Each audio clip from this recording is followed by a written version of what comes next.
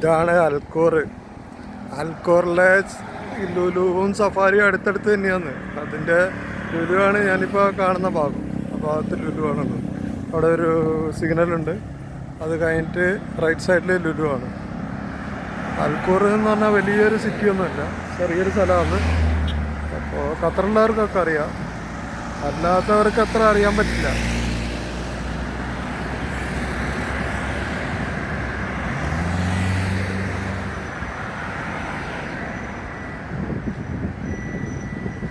അപ്പുറത്തെ സൈഡിൽ ലുലു കിടക്കുന്നു.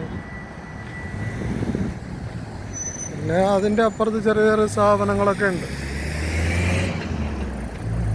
നമ്മൾ സിഗ്നൽ ക്രോസ് ചെയ്ത് കഴിഞ്ഞാൽ ലുലു കാണുന്നത്. ഞാൻ ഇപ്പോൾ ഏതായാലും ക്രോസ് ചെയ്യുന്നില്ല. അപ്പോൾ ഞാൻ ഉള്ളിലൊന്നും പോയിട്ട് വീഡിയോ ഒന്നും എടുക്കുന്നില്ല. അപ്പോൾ ഉള്ളിലെല്ലാം പോകാതെ തന്നെ നമുക്ക് അറിയാൻ പറ്റും. ഇവിടെ ഒരു ചെറിയ പാർക്കൊക്കെ ഉണ്ട്. ചെറിയൊരു ടൗണാണിത്. വലിയൊരു ടൗൺ എന്ന് പറയുന്നത് ഇവിടെ ഇപ്പോൾ വക്രേനേക്കാളും ചെറുതാണ്. അൽവക്ര എന്ന് പറഞ്ഞൊരു ഏരിയ. അതിപ്പോൾ പുറത്തുള്ള ആൾക്കാർ, ഖത്തറിൽ വരാത്ത ആൾക്ക് മനസ്സിലാവുന്നു. നമ്മളെ അവിടെ കിടക്കുന്ന ലുലു, ഇപ്പുറത്ത് കിടക്കുന്ന സഫാരി, ഇതൊക്കെ തന്നെ ഇവിടെ ഉള്ളത്. മെയിനായിട്ട് ചെറിയ ചെറിയ ടൗണുകളാണ്.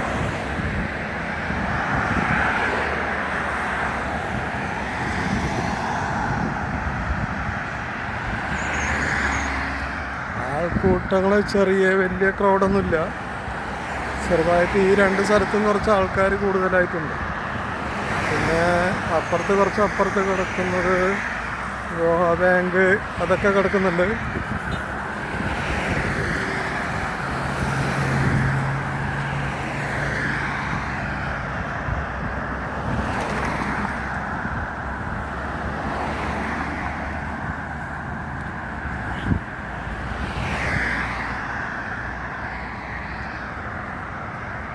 ഇവിടെ ഒരു ശാന്തമായിട്ടുള്ള സ്ഥലമാണ്.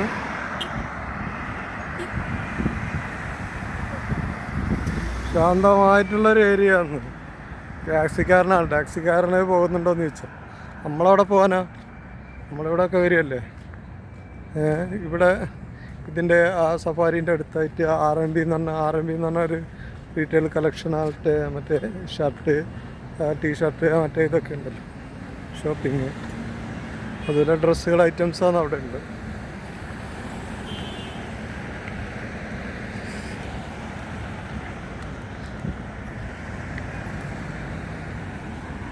ക്വാളിറ്റി ബ്രാൻഡഡ് ഷർട്ട്സ്, മറ്റേ ടീഷർട്ട്സൊക്കെ കിട്ടും.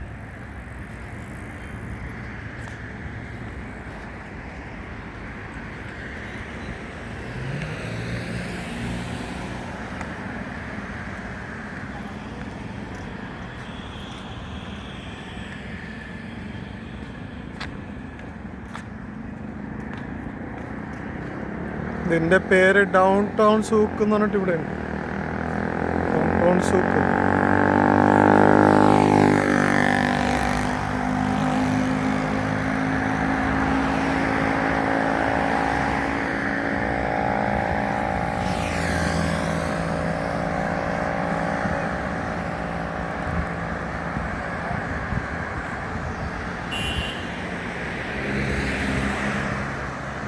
ഇതാണ് RMB എന്ന് പറഞ്ഞാൽ നമ്മുടെ ഡ്രസ്സ് കളക്ഷൻസ്, സ്പെഷ്യൽ ഓഫറൊക്കെ ഉണ്ട് അവിടെ. ലേഡീസ്, ജെൻസ്, കിഡ്സ് എല്ലാവരും അത് ഉണ്ടായി വരുന്നു.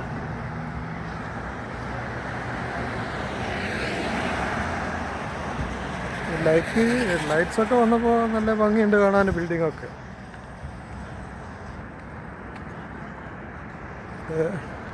ചെറിയ ബിൽഡിംഗ് ആണെങ്കിലും അതിൻ്റെ ലൈറ്റ്സ്, ഡെക്കറേഷനൊക്കെ വന്നതുകൊണ്ട് കാണാൻ നല്ല ഭംഗിയുണ്ട്. രാത്രിയായപ്പോൾ അതിൻ്റെ ഭംഗി കാണും. പകലാകുമ്പോൾ നമുക്ക് ബിൽഡിങ്ങിൻ്റെ ഭംഗിയൊന്നും കിട്ടും. ഇപ്പോൾ രാത്രിയാകുമ്പോൾ നമുക്കതിൻ്റെ ഇത് പല സ്ഥലത്തു നിന്നുള്ള ആൾക്കാർ ടാക്സിക്കൊക്കെ വന്ന് കിടക്കും. പിന്നെ അങ്ങനെയൊക്കെയാണ്.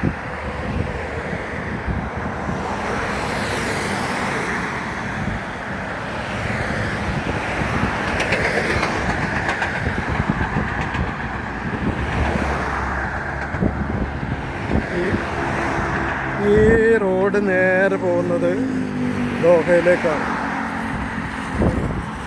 ഈ റോഡ് നേരെ പോകുന്നത് സിഗ്നൽ കഴിഞ്ഞിട്ട് നേരെ പോകുന്നത് അതിന് ശേഷം നല്ല സ്പീഡ് റോഡാണ്, കോസ്റ്റൽ റോഡാണ്. അപ്പോൾ സംഭവങ്ങളെന്ന് പറഞ്ഞാൽ നല്ല ഭംഗിയുള്ള റോഡാണ് അങ്ങോട്ടെത്തിയത്. ലൊക്കേഷനും കാര്യമൊക്കെ ഉണ്ട്, ട്രീസൊക്കെ പിടിപ്പിച്ച് നല്ല പുല്ലൊക്കെ പിടിപ്പിച്ച് പിന്നെ കാര്യങ്ങളൊക്കെ നല്ല ഭംഗിയായിട്ടുള്ള റോഡാണ്.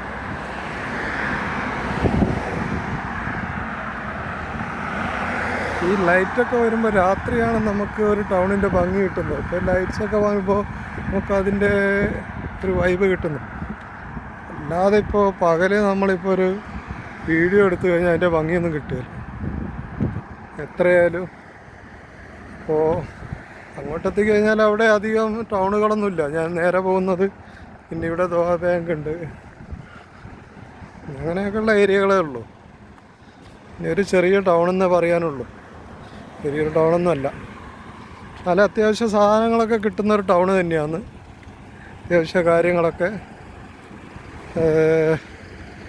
പല ഉൾഭാഗത്തുനിന്ന് ആൾക്കാരൊക്കെ ആശ്രയിക്കുന്നത്, അതുപോലെ തന്നെ പുറത്തുനിന്ന് ആൾക്കാരൊക്കെ വരുന്ന ക്യാമ്പിൽ നിന്നൊക്കെ ആളുകൾ വന്ന് സാധനം വാങ്ങും. വെള്ളിയാഴ്ച ആകുമ്പോൾ അവർക്ക് ലീവ് കിട്ടുന്ന ഒരു ദിവസമാണ്. അപ്പോൾ ആൾക്കാർ വന്നിട്ട് സാധനങ്ങളൊക്കെ മേടിക്കുകയൊക്കെ ചെയ്യുന്നതാണ്. ഇതൊരു ചെറിയ ടൗണാണ്. ഇവിടുത്തെ വലിയൊരു സിറ്റിയൊന്നുമല്ല. കുറച്ച് ട്രാഫിക് ഏരിയകൾ, കുറച്ച് സിഗ്നൽസൊക്കെ ഉണ്ട്. അപ്പോൾ ഹൗസിങ് ആയിട്ടുള്ള കുറേ വീടുകളൊക്കെ ഉണ്ട്. ചെറിയ ഫ്ലാറ്റുകൾ ആയിട്ടുള്ള ചെറിയ ചെറിയ വില്ലകളൊക്കെ ഇഷ്ടംപോലെ ഉണ്ട്. ദോഹ ബാങ്ക് എന്ന് പറയുമ്പോൾ ഇവിടുത്തെ ഒരു നല്ലൊരു ബാങ്കാണ്. ദോഹ ബാങ്കിൻ്റെ എന്ന് പറയുമ്പോൾ അതിൻ്റെ സേവനങ്ങളൊക്കെ വളരെ നല്ലതാണ്.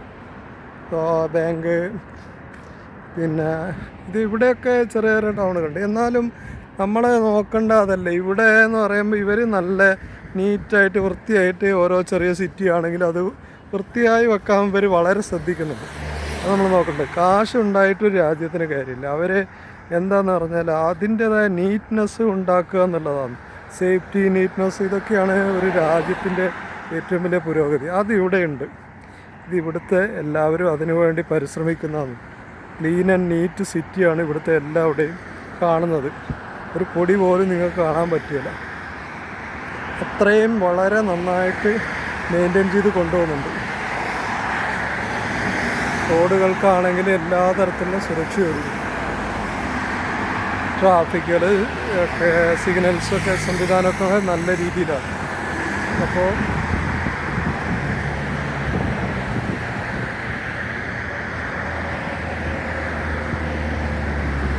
നമുക്കിപ്പോൾ നോക്കേണ്ടതെന്ന് പറഞ്ഞാൽ ഒരു സ്ഥലത്ത്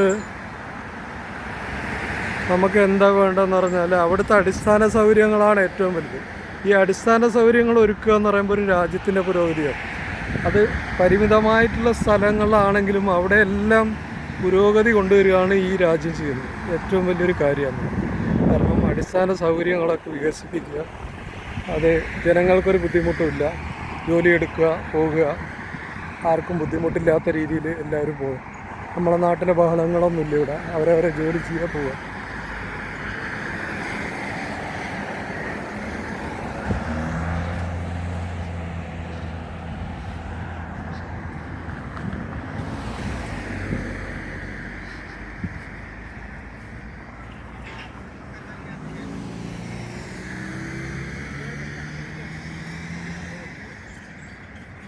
ഇതിപ്പോൾ ഒരു ചെറിയ ബിൽഡിങ്ങാണ് ദോഹ ബാങ്ക്. അതും വളരെ മനോഹരമായിട്ടുള്ള ബിൽഡിങ്. ചെറുതാണെങ്കിലും വളരെ പാർക്കിംഗ് ഏരിയകളൊക്കെ ഉണ്ട്.